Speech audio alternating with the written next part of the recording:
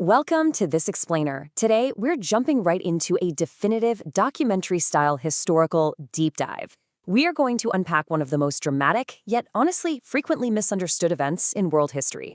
We're talking about the absolute, definitive rupture between Judaism and early Christianity. We're going to examine the undeniable historical records together to really understand how this new faith ultimately had to sever itself completely from the old system. Okay, let's dive into this. Back in Matthew 9:16-17, Jesus Christ delivered what is basically a foundational prophecy. He said, "No man putteth a piece of new cloth unto an old garment. Neither do men put new wine into old bottles, else the bottles break. But they put new wine into new bottles, and both are preserved." Now, you've got to understand, this isn't just some nice poetic imagery. This is an absolute historical fact and a literal guarantee of disruption.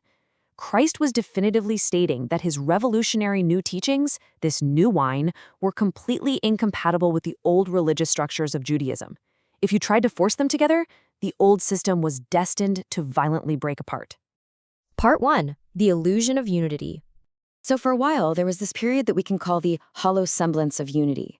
Basically, early Christianity operated merely as a phase of Phariseeism. They were in full communion with the Jewish church. This historical reality is meticulously documented in F.W. Farrar's authoritative book, The Life and Work of St. Paul, on page 138 and 141. We really have to understand this as a matter of hard historical record. Up to a certain point, these early believers created a false temporary unity by essentially functioning as just another Jewish sect. If we walk through the timeline, it's actually wild how deep this went. First, during Christ's ministry, prominent believers like Nicodemus stayed entirely hidden. Then, in the post-ascension days, where did the apostles fellowship daily? Right inside the Jewish temple. And even years later, we find Christians still actively aligning themselves with Pharisaic doctrines in their political and religious battles against the Sadducees. They were incredibly embedded in traditional Judaism. Just to show you how tightly they were clinging to that old garment, we can look at the specific historical details from Farrar's The Life and Work of St. Paul, page 140. These early Christians maintained a strict separation of clean and unclean meats. They religiously observed the old Pentateuch feasts and fasts. They circumcised their children, they took Nazirite vows, and they prayed daily at the temple. They were desperately trying to stitch the new patch onto the old garment. Section 2. Christ's New Wine. Even while Jesus was walking the earth, you can feel this tension bubbling up just beneath the surface. John 12:42 records that many prominent figures and chief rulers actually believed in him. They knew the truth, but they were terrified of the religious establishment. They were absolutely afraid of being cast out of the synagogue by the Pharisees, so they chose the comfort of the old system over the public confession of the new truth. Here is the stark contrast we really need to grasp. On one side, you have Jesus Christ's paradigm-shifting message, which inherently required entirely new vessels. His new wine was radical. On the other side, you have the early 12 apostles demonstrating this massive initial reluctance to leave the safety, the comfort, and the societal approval of the temple and the Pharisaic system. Moving to part 3, Stephen's monumental defense. Now, Stephen enters the picture, and historically speaking, he is the singular discordant note that finally shatters this false peace in Jerusalem. As highlighted in Farrar's The Life and Work of St. Paul, page 138, Stephen arrived at the true appreciation of Jesus' words way before the other apostles did. His preaching was fundamentally different from the 12. He was the one actually echoing Christ's true separate vision. So what exactly did Stephen preach in AD 33 that caused such a massive uproar? Well, he aimed his doctrine squarely at two massive targets. First, he flat out declared the complete irrelevance of the physical temple in true worship. Second, he argued for the absolute fulfillment and displacement of the law of Moses. Make no mistake, these were monumental theological crimes that directly and unapologetically challenged the very foundation of the Pharisaic system.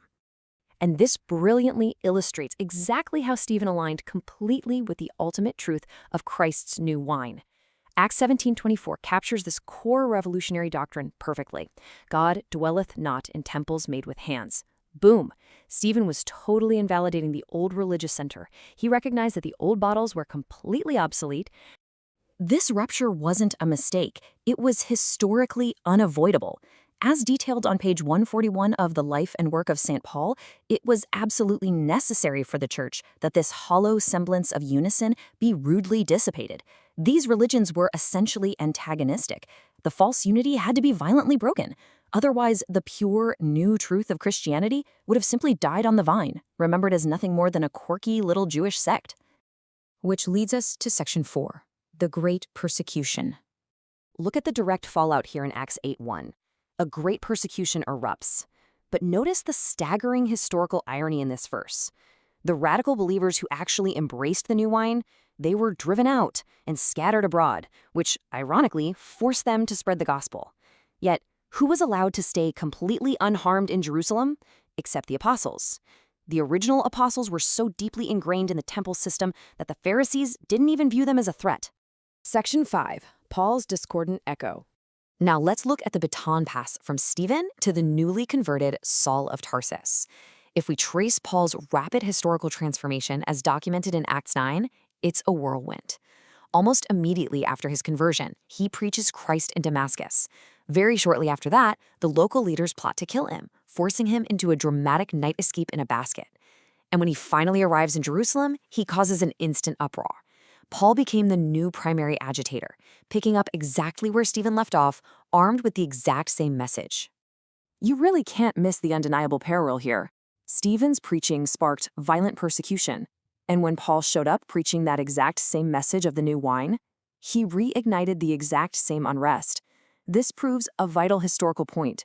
True, uncompromised Christian preaching was inherently incompatible with peace in Jerusalem. The two systems simply could not coexist. Now, what's really interesting about this slide is the astonishing cause and effect recorded in Acts 9. The believers sent Paul away to Tarsus, and then the churches had rest. Did you catch that? The churches only experienced peace once Paul was physically removed from Jerusalem. His message, just like Stephen's and exactly like Christ's, was the active agitator actively shattering those old bottles.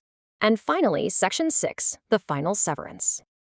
It is a matter of absolute historical record that Christianity and Judaism became mutually irreconcilable. Farrar notes this definitive severance on page 157 of The Life and Work of St. Paul, clearly acknowledging they were completely different religions. And this isn't just some isolated Christian perspective. Modern Jewish scholars today, like Dennis Prager, readily acknowledge this exact same historical fact. You can see this definitive contrast permanently locked in when you read Paul's epistles to the Galatians, specifically chapters 3 and 4. The Old Garment, Judaism, was an Old Covenant system designed for children and servants. The New Cloth, Christianity, is the New Covenant system for heirs and sons. Christ's initial metaphor from Matthew was now completely and historically fulfilled. To wrap up our historical analysis, 1 Corinthians 13:10 really hits the nail on the head. But when that which is perfect is come, then that which is in part shall be done away. The old religious system of Judaism was merely the part. It was purposefully and permanently dismantled to make way for the perfect new wine of Christianity. So what does this all mean for us? Well, I want to leave you with this critical question as we close out this explainer. If the pure new wine of Christ's truth had to violently shatter the old bottles of accepted religious tradition in the first century, what comfortable, false unities are we still afraid to break today? History proves over and over that truth cannot simply be stitched onto the garments of compromise. Thank you so much for joining me, and keep exploring the facts.